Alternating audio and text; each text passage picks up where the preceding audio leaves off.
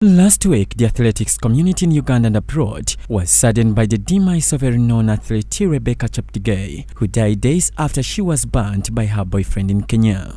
It's upon this ground that the women activists from different non-government organizations of FIDA Uganda, Uganate, Lanet and SEDOVIP have called upon the government of Uganda to strengthen the enforcement of domestic violence laws, including faster prosecutions, deterrent and proportionate penalties for perpetrators of violence. The Women's Movement of Uganda convenes today to voice its concerns about the escalating incidents of gender-based violence and especially violence against women and girls.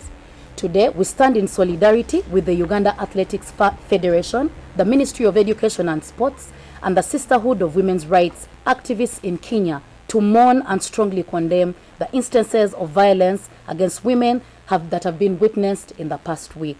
Today, we particularly mourn with the family of Rebecca Cheptegei, a loss that we find very profound and that has happened that could have been avoided. Election violence against women in Uganda results from shifts in violence from homes to public spaces. The method of queuing behind candidates, the militarization of electoral processes, and the commercialization of elections. This violence is aimed at dissuading women from registering to vote, casting their ballots, participating in rallies or political events, influencing their voting choices, and punishing them for not doing so. This has an effect on women's participation in election processes. We need to strengthen the enforcement of domestic violence laws, including faster prosecutions, deterrent and proportionate penalties for perpetrators of violence. We need to increase as government the budget allocations to capacitate GBV prevention and justice institutions to fulfill their mandates. This condemned the manner in which the renowned Ugandan athlete Rebecca Cheptegei was killed by her boyfriend in Kenya, relating to the similar situation many Ugandan women and girls go through. They charged the government to remember the foreign sports legend in a special way. The situation is not any different in Uganda.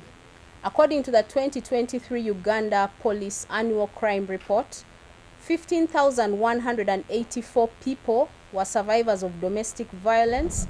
And out of those, let's just take a moment to think about that statistic. A total of 249 persons were killed as a result of violence. Of these, 95 were male and 113 were female. This brutal act of violence is not an isolated incident, but rather an alarming reflection of escalating violence against women and girls in Uganda and across the globe. It is a painful reminder of the growing backlash and rollback on women's rights as a women's rights sector, from sports, business, government, civil society, we continue to face unprecedented levels of violence and oppression. They urge fellow women not to lose hope but persist and remain steadfast, standing in solidarity in the fight against violence on women and girls. To the women rights advocates and allies, let us not lose hope.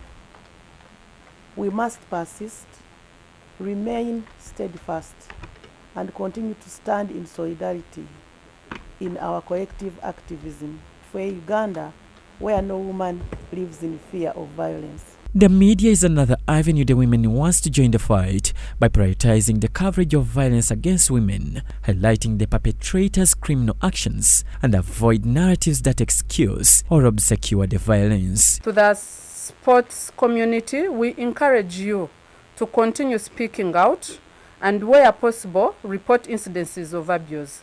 As a community, we must create safe spaces for whistleblowing and support to sports women and athletes. We are deeply disappointed by the Uganda media's low coverage of incidences of violence against women. A simple scan of the level of reporting of Rebecca Cheptegei's murder reveals the low interest as opposed to the international media, which up to now continues to run the story, amplifying the connection between violence against women and gender equality.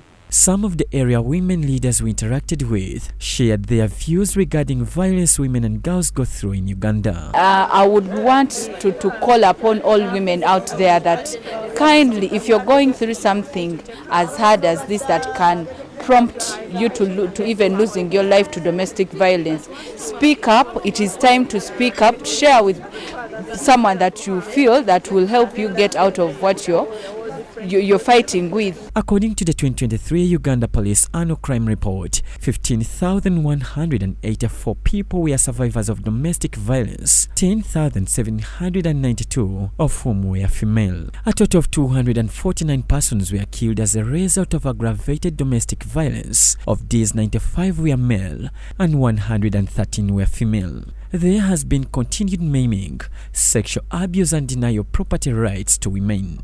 The 2022 National Survey on Violence in Uganda, conducted by the Uganda National Bureau of Statistics (UBOS), also found that intimate partner violence, which is often a precursor to femicide, was at 45%, the highest being in Acholi region at 78%. John Baptist Humza, Church of Uganda, Family TV News at 8.